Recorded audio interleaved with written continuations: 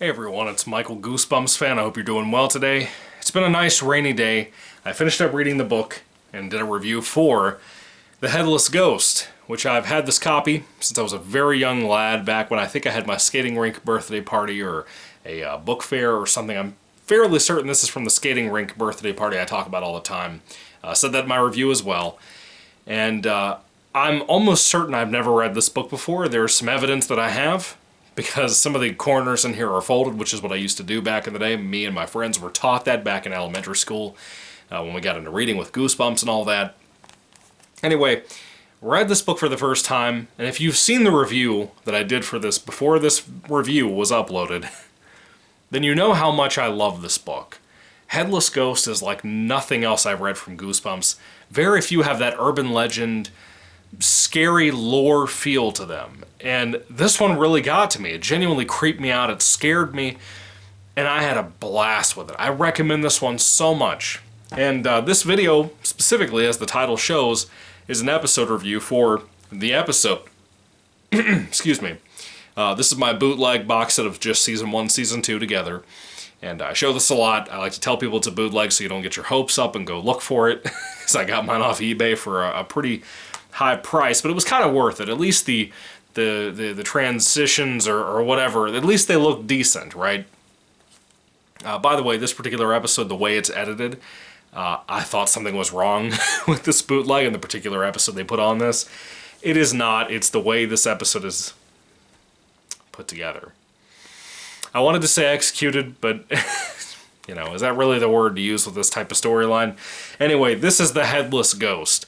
This is Season 2, Episode 5, and it premiered on September 21st, 1996, directed by Brian R.R. Hebb. This is the only episode he ever directed, and I kind of get why, but I don't blame him for why this is not the greatest episode. This is more of a writing thing. This is more of a budget thing.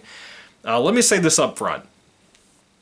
I love the book, as I've already said in this video and in my 18-minute long review for the book, which was spoiler-free, by the way.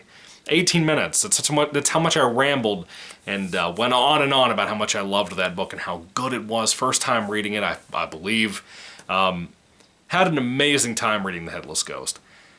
And it's been a rainy day. It's a rainy nighttime outside. You might be able to hear drizzling rain outside on the windows here. I don't know. But I will tell you this. I was looking forward to this episode. And I just sat down and I watched this episode adaptation for the first time ever. And I don't think I've ever seen it before. There were many things I wanted going into this episode that I wanted them to maintain. Number one, that atmosphere that the book has. It's just a scary, haunted house, tour guide type of book, and I'll get to the plot in a moment. But the book has a very thick, eerie, creepy atmosphere that just makes you feel like you're genuinely in this house with these kids. This haunted house, called Hill House, as a matter of fact, referencing the Vincent Price film, Haunting of Hill House, which is amazing if you haven't seen that film. Great, great, great movie. I recommend it highly. I think I even did a video here on the channel on my Things Like Goosebumps segments back in the day. This episode, I wanted to have that. I wanted it to have the tone. I wanted it to be faithful, but I would be fine if they had changed some things, which they did.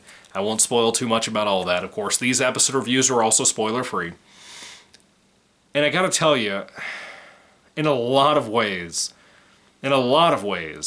I'm pretty disappointed, which I kind of expected, because a lot of the episodes that I think are genuinely scary, or the books that I think are genuinely scary, like You Can't Scare Me, they kind of ruin a lot of the time. If you've seen the You Can't Scare Me episode of this 90s TV show, then you probably know where I'm coming from. That's a really rough one.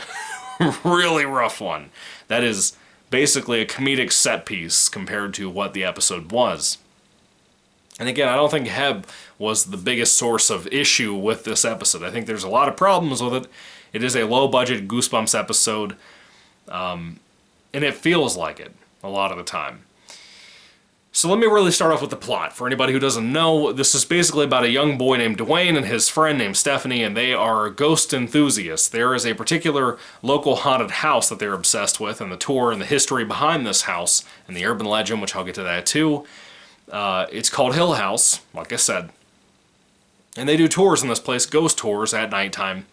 Not like an EVP session type of thing, but just like, let's go in and talk about the history of this place with actors and whatever, hosts and hostesses and all that stuff.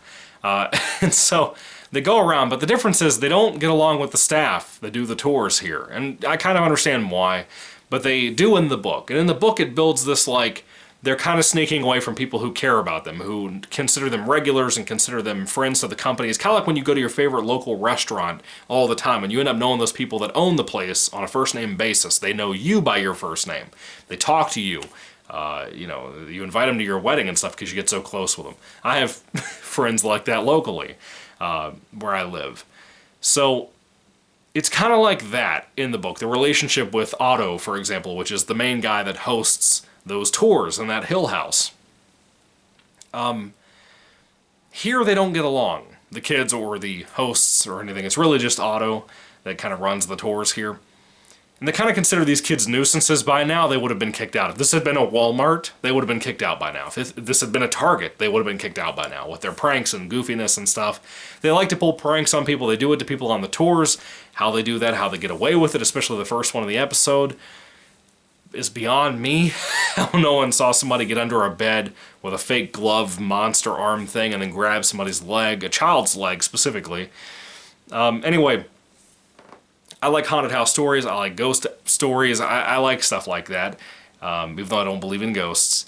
And I think this episode has some good things in it, but it's kind of a disappointment. Basically, the kids are going to sneak away from the main parts of the tour. There are other parts of the house that you're not allowed to go to. And the kids decide they're going to sneak away to do those things and see those things and whatever and just explore, you know, without anybody knowing. And they get away. They go around. And they kind of get busted. They get taken out. And they meet up with some kid that they've seen kind of in the house a little bit.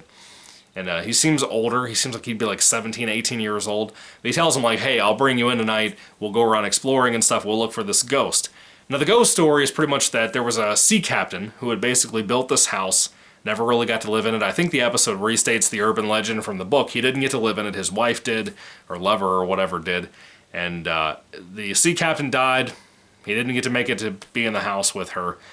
And then later on there was like an urban legend that from like 100 years ago, there was a kid named Andrew who had found the sea captain's spirit, and the sea captain, who also paints his victims before he kills them or is about to kill them or whatever, he caught this person, this kid named Andrew, and he took Andrew's head, just pulled it right off his shoulders.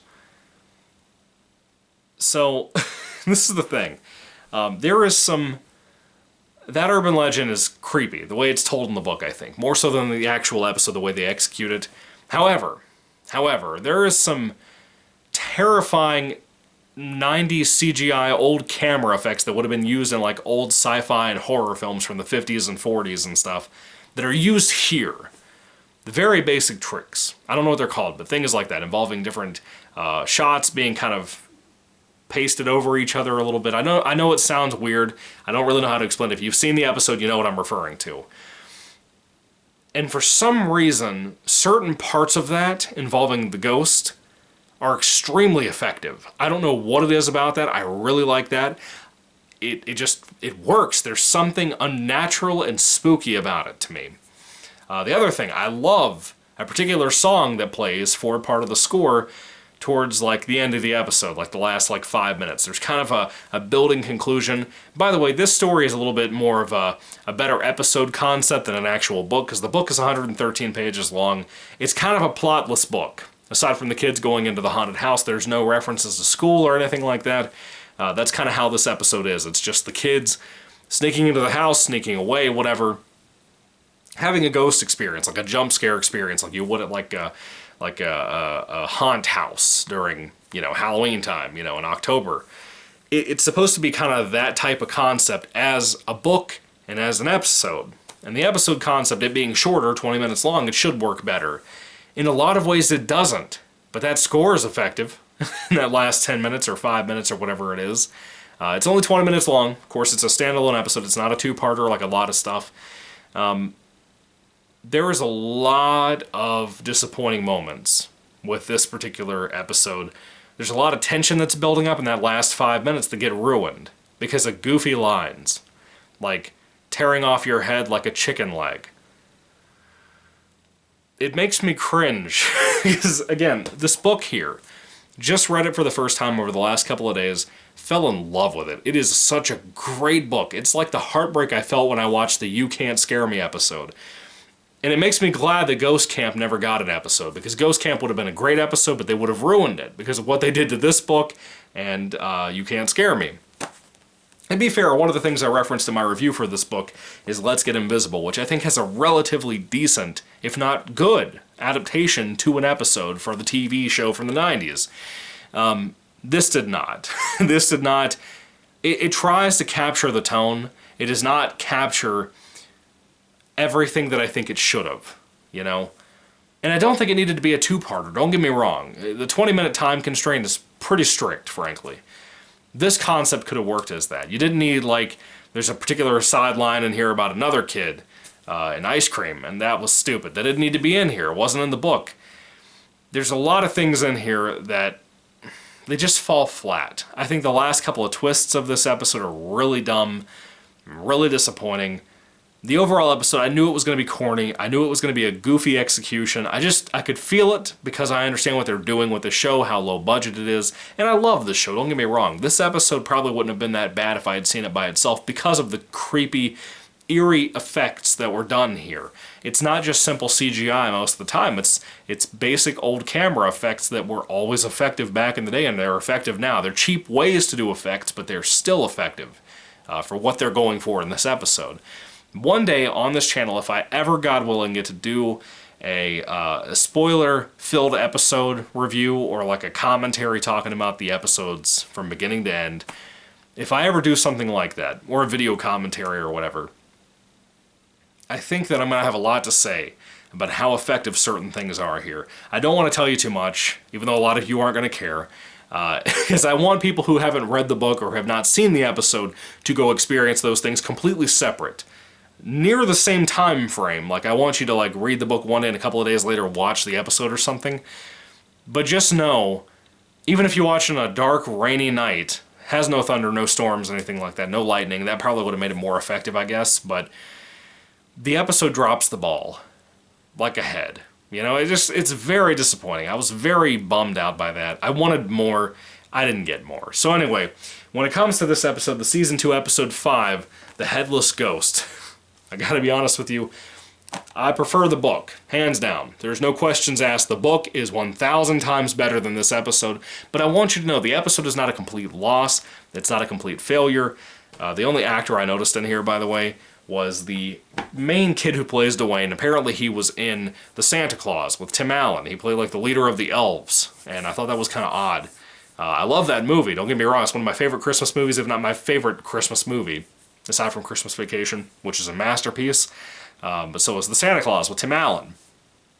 Yeah, he's in this. I didn't entirely recognize him. I looked at each of the actors' backgrounds, and that's where I know this kid from. Stephanie is in like one other thing from when she was younger before this, and it was what it was. But anyway, this is not a home run, but it's not a piece of crap. You know, there's some things in here I really like that I think if you showed this episode to a kid, and if I had seen this when I was a kid, it would have scared the hell out of me. It would have scared me a lot, I think. It's not as scary as something like Are You Afraid of the Dark, the old Nickelodeon show, the competitor show with this. It's not like that kind of quality. It's just, in its own way, with these old effects from old movies, it's effective, and it works in an oddball way. The book is better, though, as I said. So when it comes to the Headless Ghost episode adaptation of this old R.L. Stine Goosebumps book, if I had to rate it on a 5-star basis, I'd probably give it about a 3 out of 5. And that might seem a little high for people who are big fans of this book like myself, who have recommended it to me forever. But I'll be honest with you, it's not a complete loss. There's some good stuff in here, especially that one song I'm talking about. If you've seen the episode, you know what I'm talking about. By the way, this book takes place during, like, winter. It's snowing outside. There's snow on the ground, which is odd. It should have been a rainy night type of thing, in my opinion. But budget is budget. I understand. Anyway, what did you guys think about this? Did you love it? Did you hate it? What did you think about it? I'd love to hear your thoughts down in the comment section down below about the book, about the episode. What did you think? Are you really disappointed too? I think most dedicated fans of that book will be disappointed with this, but Again, I'm kind of okay, but I am disappointed.